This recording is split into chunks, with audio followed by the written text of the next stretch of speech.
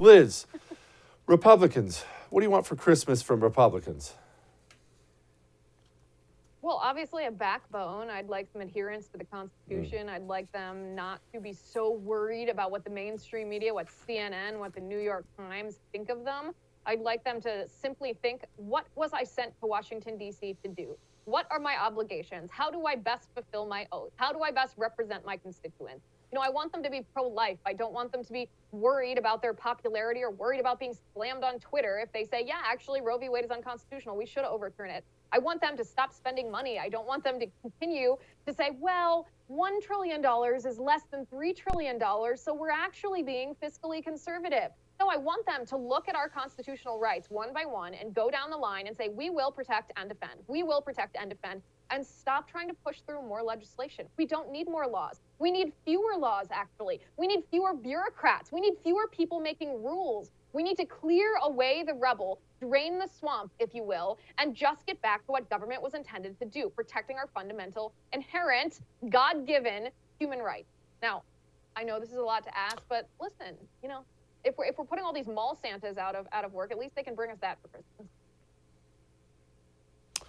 Liz, I'm sure you're going to have about 24 kids at some point in time. What are you going to teach them about Christmas? I don't know if my husband put you up to saying that, or if there's some conspiracy that I should know about, but I'm focusing on my one sweet daughter right now, and we will take other blessings as they come.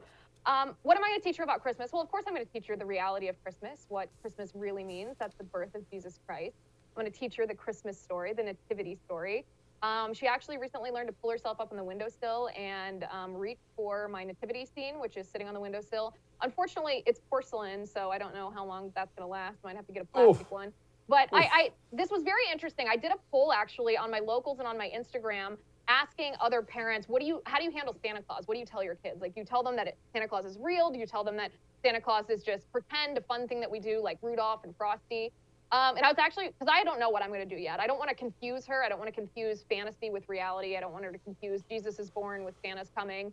I also don't want to be, like you said, a Scrooge and take away something magical and fun from a little kid. But this was interesting, Jesse, because 60% of parents in my poll said that they tell their kids that Santa's real, but 40% of parents said that they don't tell their kids that Santa's real, that they tell them from the get-go that Santa is pretend or make-believe or a fantasy. And I was actually surprised that the number was that high.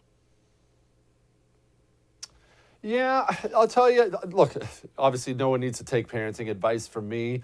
We never pushed it on them because I always thought it was kind of weird to basically lie to them for a bunch of years. We let them believe, and then about the time they were 6 and 8, I sat them down and said, Santa's not real. All that stuff's coming from your mother and I, and mostly your freaking grandparents. But anyway, that's how we handled it. Liz Wheeler, you go have a very Merry Christmas. Thank you, Jesse. You too. Hey, thanks so much for watching The First on YouTube. If you liked what you saw, go ahead and like and subscribe. You heard me. Like it, subscribe. You'll get a lot more of it and a lot more of me.